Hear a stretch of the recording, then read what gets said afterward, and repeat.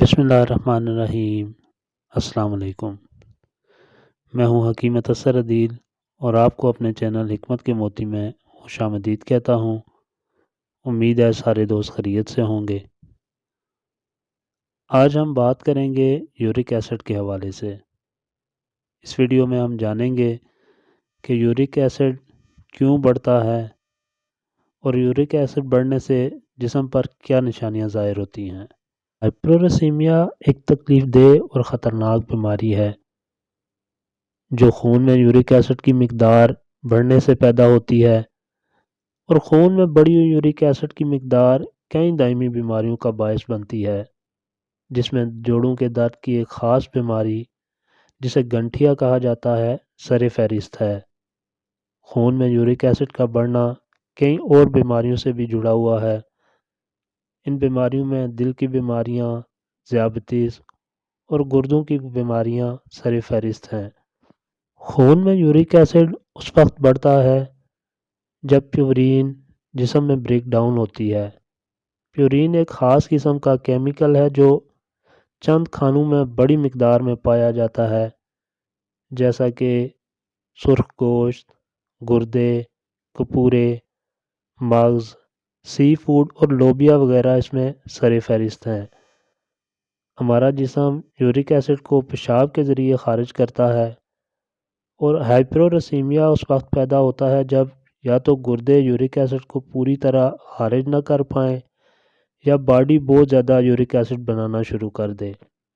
اگر خون میں یورک ایسڈ بڑھ جائے تو عام طور پر کوئی نشانی ظاہر نہیں ہوتی، کیونکہ یورک ایسڈ بذات خود کوئی بیماری تو نہیں، لیکن اگر یہ خون میں زیادہ عرصے تک بڑھا رہے تو یہ دیگر بیماریوں کا سبب بنتا ہے۔ ماہرین کے مطابق اس بیماری کے 10 میں سے 3 لوگ ایسے ہوتے ہیں۔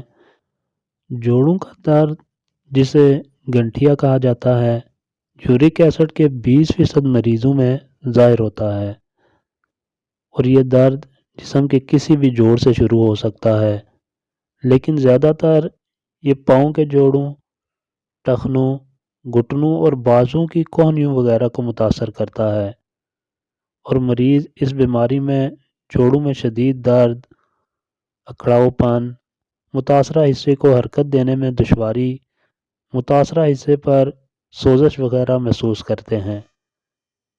اگر جسم میں یورک ایسڈ زیادہ عرصے تک بڑھا رہے تو یہ جوڑوں کے درد کی ایک اور بیماری، جسے میڈیکل سائنس میں ٹپاساس کہتے ہیں، اس کو جنم دیتا ہے۔